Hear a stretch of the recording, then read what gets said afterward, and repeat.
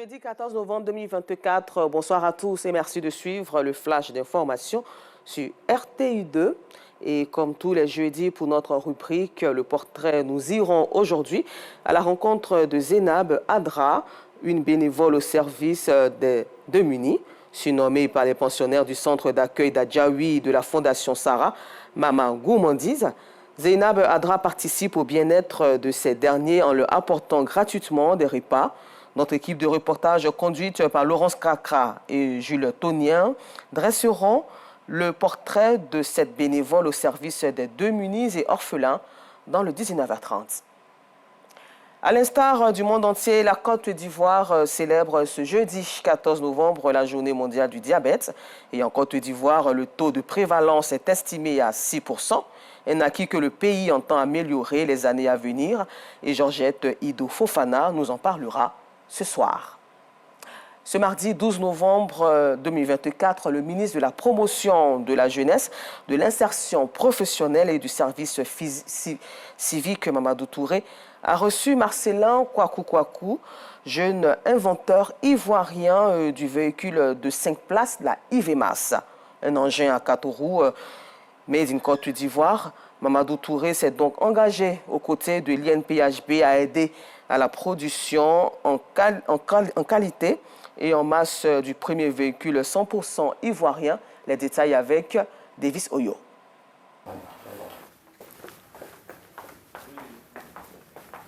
Marcelin Kouakou, le jeune prodige ivoirien, inventeur de la IVMAS, véhicule de 5 places made in Côte d'Ivoire, est reçu par le ministre de la Promotion de la Jeunesse, de l'Insertion professionnelle et du service civique. Au cœur des échanges, l'évolution du prototype 100% ivoirien. Alors, où tu en as tes voitures? Bon, ça a vraiment avancé. Le premier prototype, c'est déjà terminé. Donc, nous allons encore travailler sur les prototypes suivants. Un projet ambitieux, encadré et appuyé par l'INPHB, Institut national polytechnique Félix Houphouët-Boigny de Yamoussoukro. Il a beaucoup de gammes qu'il a déjà préparées et donc du coup, ce prototype va sortir. Nous avons pour objectif de faire au moins 5 prototypes que nous allons mettre sur le marché. Je continue de travailler sur les prototypes qui vont venir encore. Nous cherchons des partenaires de financement pour produire la IVMAS en série. Pour l'heure, le prototype peut être utilisé en zone rurale, plus précisément pour le transport des produits agricoles et également dans le domaine touristique.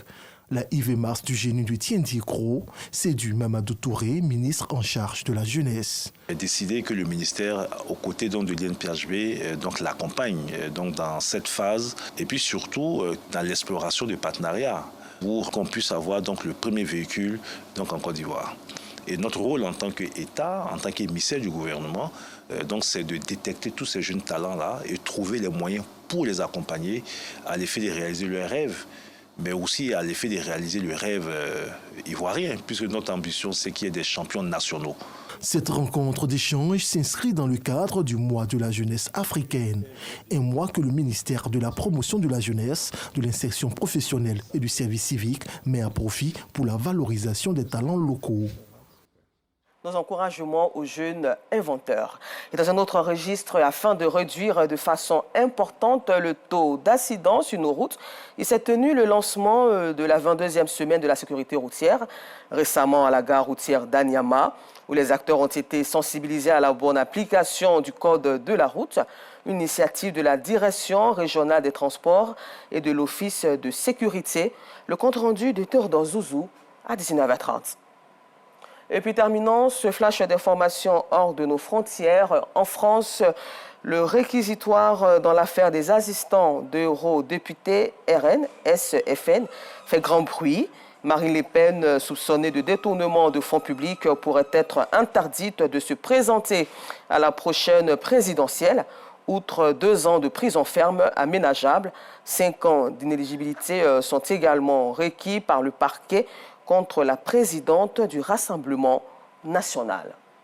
Rendez-vous à 19h30, toujours sur RTI2, mais cette fois-ci pour le temps d'information complet.